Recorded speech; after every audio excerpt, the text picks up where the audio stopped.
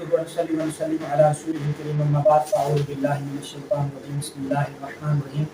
وقاتلوا في سبيل الله واعلموا أن الله سميع عليم من ذا الذي يقرض الله قرضا حسنا فيضاعفه له أضعافا كثيرة والله يقبض ويبسط إليه ترجعون صدق اللہ مولانا العظیم۔ معزز سامعین کرام، سورہ بقرہ آیت نمبر 244 اور 45 دو آیات تلاوت کرنے کا شرف حاصل ہوا۔ فرمایا وقاتلوا، اور قتال کرو، فی سبیل اللہ، اللہ کے راستے میں، وَاعْلَمُوا، اور جان لو، بے شک اللہ تعالیٰ جانتے ہیں، اللہ سمیع علیم، بے شک اللہ تعالیٰ جانتے ہیں، سننے والے ہیں، علیم جاننے والے ہیں۔ من ذا الذی، کون ہے وہ شخص جو قرض دیتا ہے اللہ تعالیٰ کو، قرض حسنا، قرض اچھا، فیضاعفہ لہ، پس بڑھائے گا اللہ تعالیٰ اس کے لیے، اضعافا کثیرہ، کئی گنا زیادہ۔ واللہ یقبض، اور اللہ تعالیٰ ہی رزق تنگ کرتا ہے، ویبسط، رزق عطا کرتا ہے، الیہ ترجعون، اسی کی طرف لوٹائے جاؤ گے۔ سامعین کرام، یہ آیت جہاد کے درمیان، آیات کے درمیان میں یہ آیت نازل ہوئی، تو یہاں حکم فرمایا وقاتلو، اور قتال کرو، یعنی موت سے بھاگنے کا۔ یہ حضرت خالد بن ولید رضی اللہ تعالی عنہ، یہ ساری زندگی جنگ فرمائی، ساری زندگی جہاد فرمایا، اور لیکن جب ان کی وفات کا وقت آیا تو بستر پر وفات ہوئی تو فرمانے لگے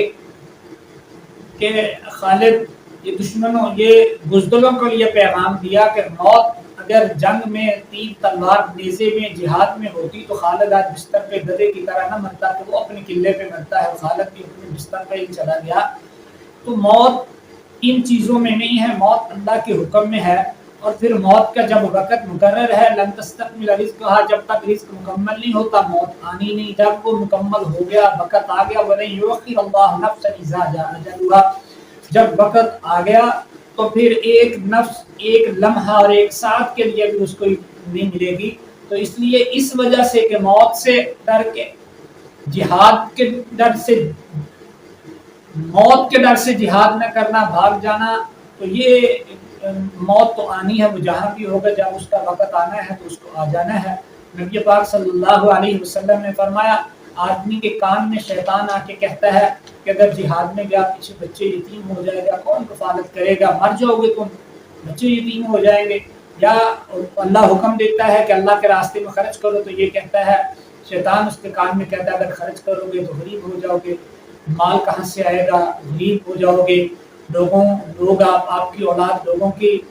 زیر کفالت رہے گی، کیا کرو گے؟ تو اس لیے وہ اس کو بخیل بھی بناتا ہے، کنجوس بھی بنا دیتا ہے، اور بزدل بھی بنا دیتا ہے۔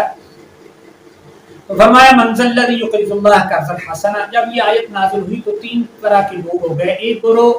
جنہوں نے مذاق اڑایا کہ اللہ فقیر ہو گیا ہے، تو اس کا لقد سمع اللہ قول الذین قالوا ان اللہ فقیر ونحن اغنیاء، وہ آیت اس کے بارے میں نازل ہوئی۔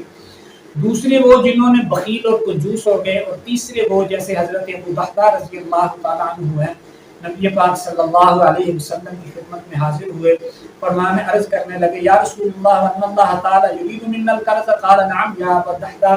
ابو دحداء عرض کرنے لگے اللہ کے پاک پیغمبر، کیا اللہ تعالیٰ مجھ سے قرض چاہتے ہیں، مجھ سے قرض مانگتے ہیں؟ تو نبی پاک صلی اللہ علیہ وسلم نے فرمایا جی بالکل۔ تو آقا حضرت ابو دحداء نے فرمایا اللہ کے رسول، میرے دو باغ ہیں، عالیہ اور سافلہ، میں دونوں اللہ کے راستے میں خرچ کرتا ہوں۔ تو نبی پاک صلی اللہ علیہ وسلم نے فرمایا نہیں، ایک اپنے بچوں کے لیے رکھ لے۔ تو حضرت ابو دحداء رضی اللہ تعالیٰ عنہ نے وہ باغ جس میں زیادہ یعنی 600 کھجوریں تھے، اسی میں رہائش تھا، کھجور کے درخت تھے، تو وہ اللہ کے راستے میں خرچ کیا۔ گھر تشریف لائے اور آ کے اپنے بچوں کو باہر ہی سے آواز دی کہ میں نے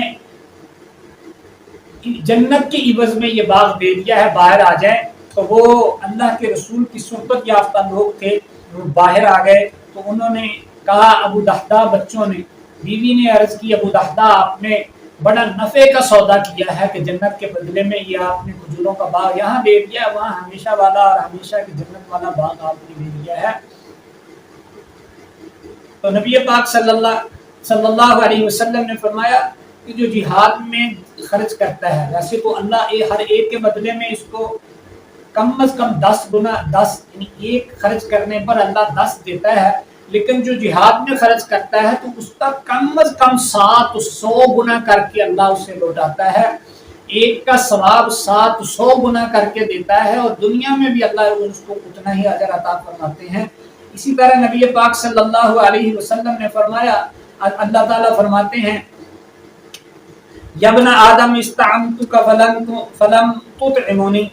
क़ाला या रब्ब कैफ़ अतअमुका व अंत रब्बुल आलमीन। अल्लाह फरमाते हैं, ए औलाद आदम, मैंने तुझसे खाना मांगा, आपने नहीं दिया। तो बंदा अर्ज करेगा, अल्लाह आपने खाना मांगा और कैसे, आप तो रब्बुल आलमीन है। अल्लाह फरमाएंगे कि ये गरीब लोग थे, मैंने इन्हें हुक्म दिया था कि आप इन पे खर्च करें, आपने खर्च नहीं किया, इन पे खर्च करना मुझ पर खर्च करना ही है। इसी तरह कर्ज के बारे में नबी पाक सल्लल्लाहु अलैहि वसल्लम ने फरमाया, हजरत अब्दुल्ला इब्न मसूद रज़ी अल्लाह तआला अन्हु से रिवायत है, फरमाया कुल्लु कर्ज़िन सदक़तिन, यानी हर कर्ज सदका है। ये हदीस तिबरानी में है, यानी किसी ने किसी को कर्ज दिया तो ये भी सदका है। तो फिर नबी अलैहिस्सलातु वस्सलाम ने फरमाया, मा मिन मुस्लिमिन युक़रिज़ु मुस्लिमन कर्ज़न मर्रतन इल्ला काना कसदक़तिही मर्रतैन, यानी जिसने मुसलमान को कर्जा दिया तो ऐसे है जैसे उसने 2 दफा सदका किया, यानी एक ही चीज 2 दफा सदका की। हाँ, कर्जा देना ये अच्छी बात है, कर्जा देना भी ये मजबूरी के वक्त कर्जा, इंतहाई मजबूरी की हालत में कर्जा लेने की इजाजत है। हाँ, कर्जा देते हुए और लेते हुए ये तय करना कि ये 10,000 दिए हैं तो 11,000 वापस लेंगे, ये सूद है। हाँ, अपनी तरफ से अगर वो कर्जा वापस करता हुआ कुछ एहसान भी कर दे तो इसकी इजाजत है, बल्कि इसलिए मुस्तहसन है कि वो अगर कुछ और भी साथ दे दे तो इसकी इजाजत दी गई, बल्कि इसको पसंद फरमाया गया है। अल्लाह समझने अमल की तौफीक अता फरमाए।